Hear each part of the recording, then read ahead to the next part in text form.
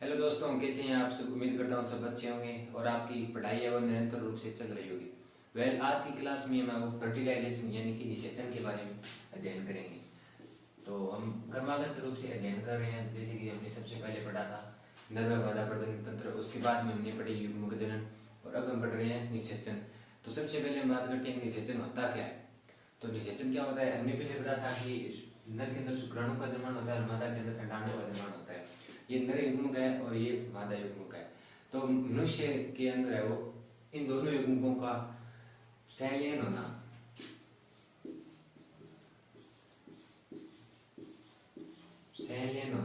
यानी कि नर युग्मक मादा युग्मक और नर युग्मक के गुणसूत्रों का मिलना। गुणसूत्र क्यों किस प्रकार से मिलते हैं कि इन दोनों के वो पराग केंद्रों का आपस में संलयन होता है।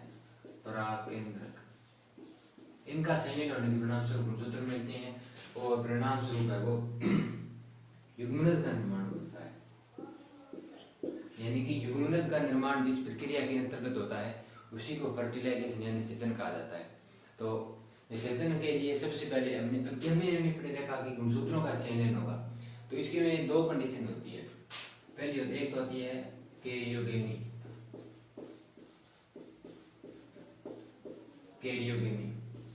और दूसरी होती है उभय मिश्रण।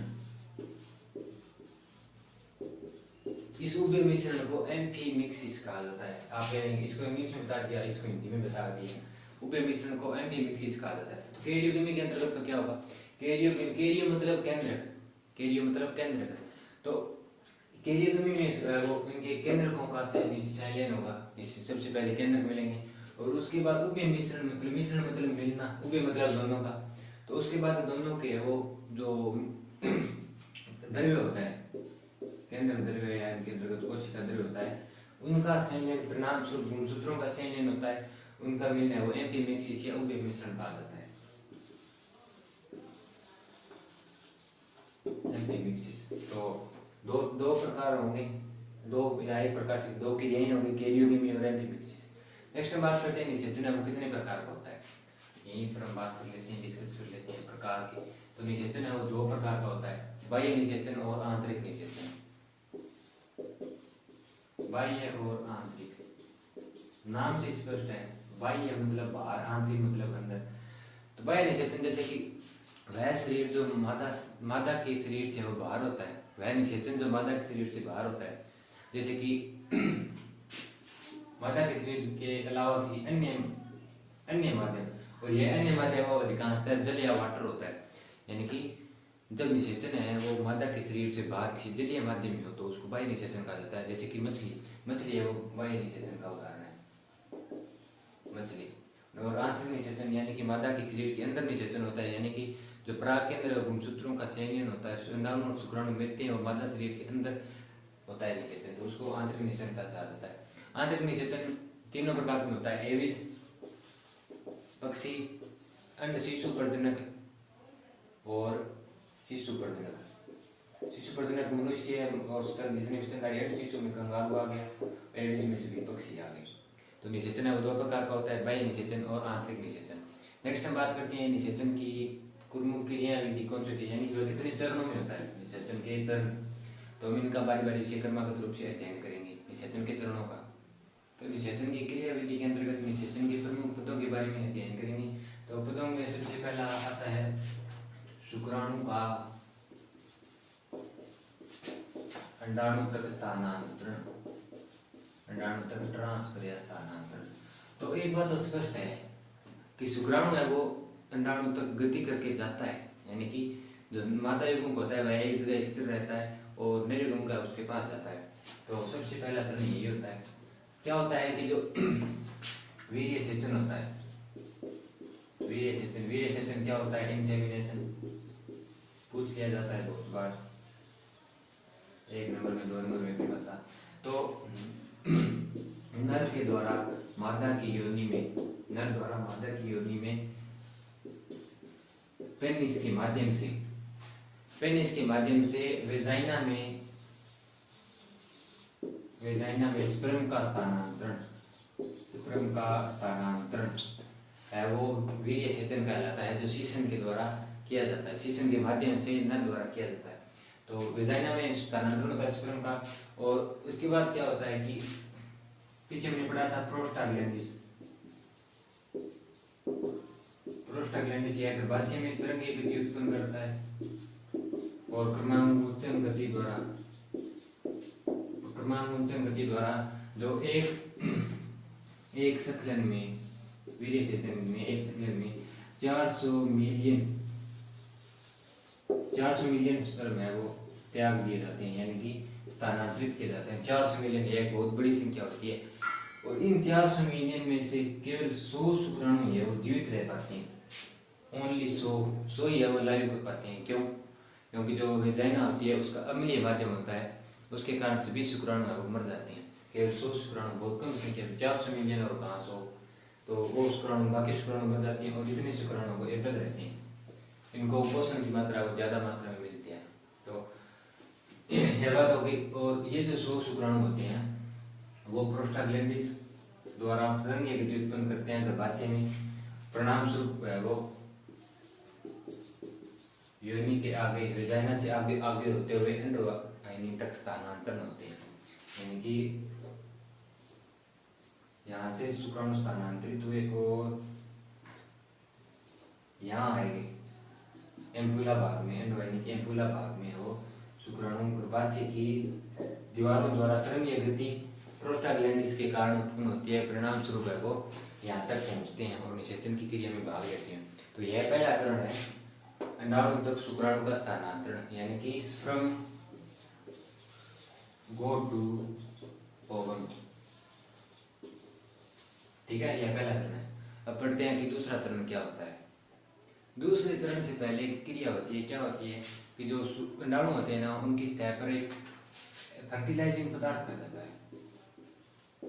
फर्टिलाइजिंग, जैसे कि ये कोई ओवम है और इसकी सतह पर है वो फर्टिलाइजिंग है, फर्टिलाइजिंग। और यह क्या होता है, एक ग्लाइकोप्रोटीन होती है।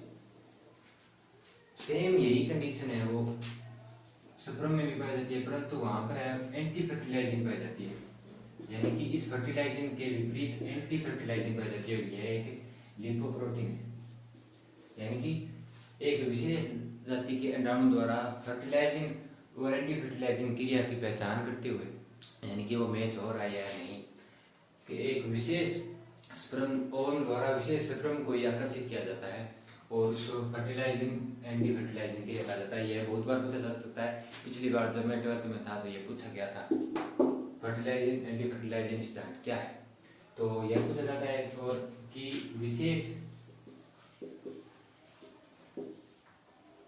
अंडाणु द्वारा विशेष शुक्राणु को आकर्षित किया जाता है।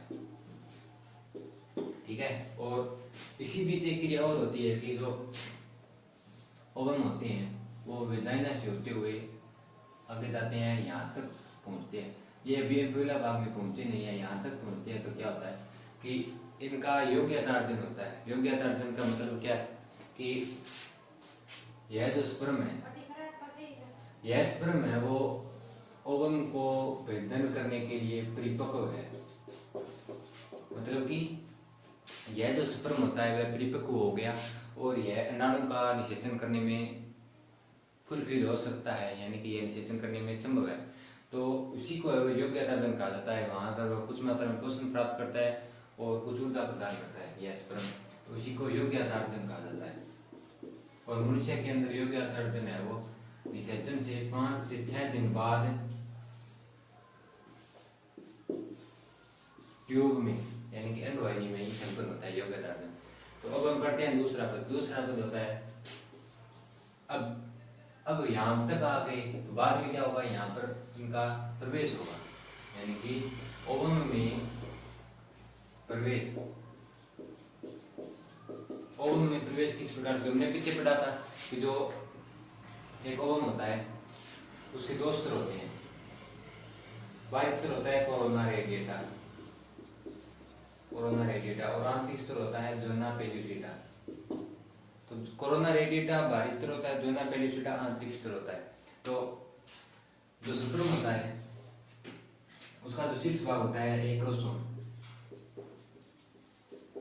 एक्रोसोम, इस एक्रोसोम में क्या होता है, अपघटनकारी एंजाइम पाया जाता है जिसको हाइलुरोनिडेज कहा जाता है। बहुत इंपॉर्टेंट नाम आ रहा है,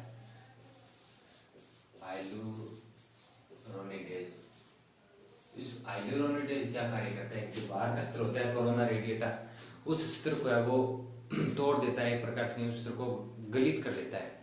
तो कोरोना रेडिएटा है वो हाइलुरोनिडेज ने भेज दिया, ठीक है। उसके बाद क्या होगा, स्पर्मिन, जो शुक्रद्रव्य में या शुक्राणु में पाया जाता है स्पर्मिन, यह स्पर्मिन है वो जोना पेलुसिडा को भेज देता है। यानी कि यहाँ पर दो अलग अलग कार्य हो रहे हैं। जो हाइलुरोनिडेज होता है, हाइलुरोनिडेज वह क्या कार्य करता है, जो बाहरी आवरण होता है उसको भेजता है, और स्पर्मिन है वो आंतरिक आवरण को भेजने का कार्य करता है। उसके बाद क्या होगा कि जो शुक्राणु होता है, यह शीर्ष भाग है, यह मध्य भाग है, यहाँ पर माइटोकॉन्ड्रिया वगैरह, और यह पुंज भाग। तो शुक्राणु का मध्य भाग और शीर्ष भाग है वो ही है, वो प्रवेश कर पाते हैं।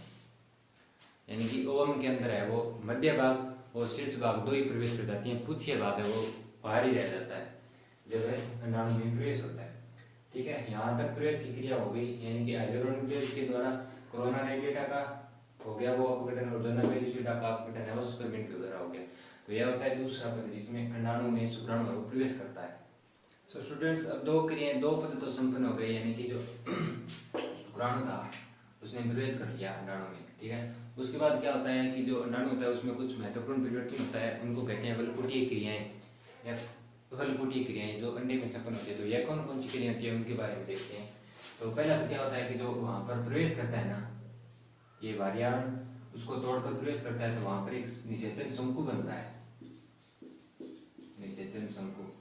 यानी कि पूरा आप सोच रहे होंगे हाइलुरोनिडेज है उसने पूरा ही तोड़ दिया, पूरा नहीं तोड़ता, केवल यहाँ पर निषेचन शंकु सा बनता है, उस शंकु से है वो शुक्राणु अंदर प्रवेश कर जाता है, केवल मध्य भाग और शीर्ष भाग, ठीक है।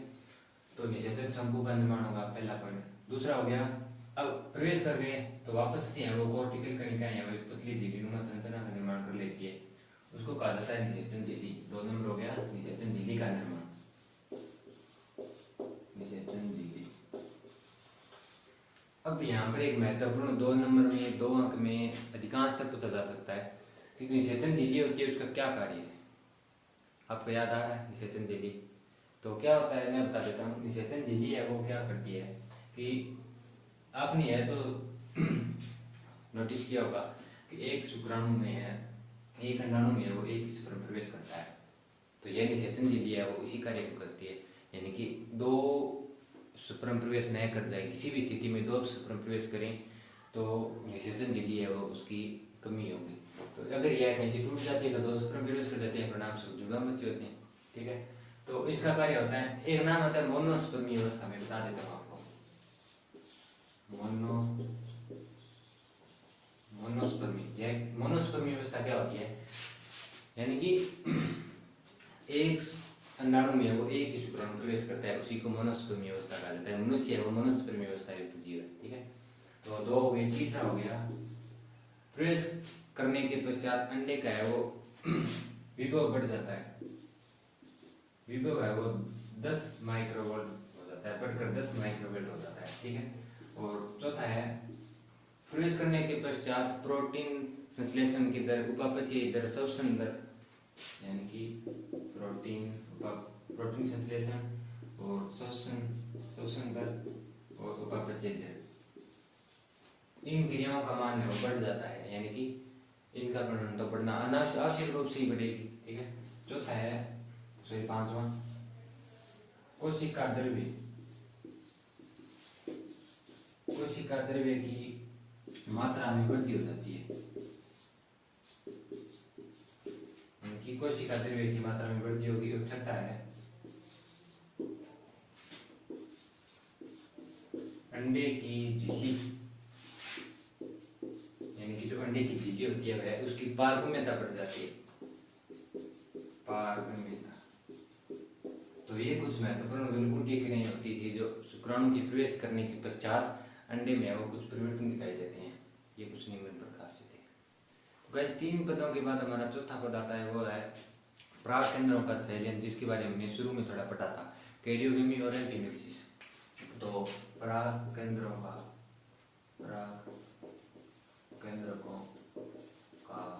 संलयन, सॉरी गाइस राइटिंग है वो थोड़ी गंदी सी हो रही है। पराग केंद्रों का संलयन तो क्या होता है कि यह शुक्राणु में प्रवेश कर गया, ठीक है, और इस अंडाणु में प्रवेश करने के पश्चात यह शुक्राणु है वो 180 डिग्री के कोण पर, गाइस 180 डिग्री के कोण पर है वो पूर्णतः घूम जाता है। जैसे कि अगर ये ऐसा था तो घूमकर ऐसा हो गया, तो इसके क्या होगा कि जो आगे के जो एकरूसों में भी जो शीर्ष भाग में पदार्थ पाए जाते हैं, और समीपस्थ तारक केंद्र होता है, ठीक है, मध्य भाग का माइटोकॉन्ड्रिया, ये जो महत्वपूर्ण पदार्थ होते हैं वो एकदम शीर्ष पर आ जाते हैं। जैसे कि ये यहाँ पर थे ना माइटोकॉन्ड्रिया वगैरह, ये अचानक घुमा 180 डिग्री पर, तो ये से घूमकर ऊपर आ जाएंगे, ठीक है। तो 180 डिग्री पर घूमने के पश्चात ये तीनों पदार्थ है वो जो उपयोगी होते हैं वो शीर्ष भाग पर आ जाते हैं। परिणाम स्वरूप क्या होता है कि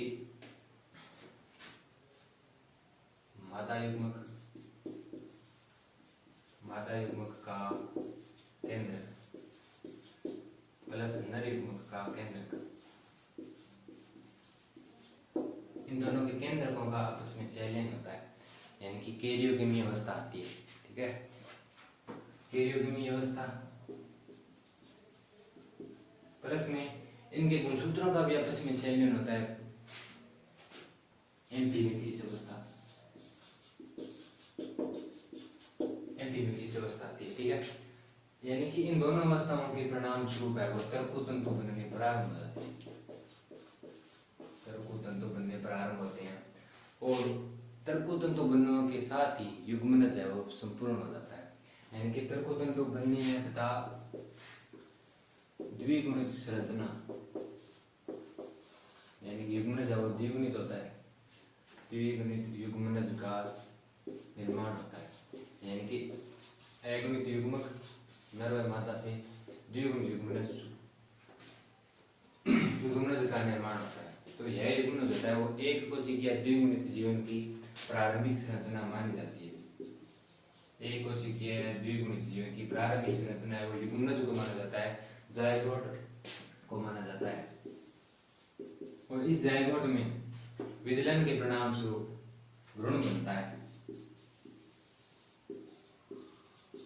विदलन के परिणाम स्वरूप है वो भ्रूण या एम्ब्रियो का निर्माण होता है, ठीक है।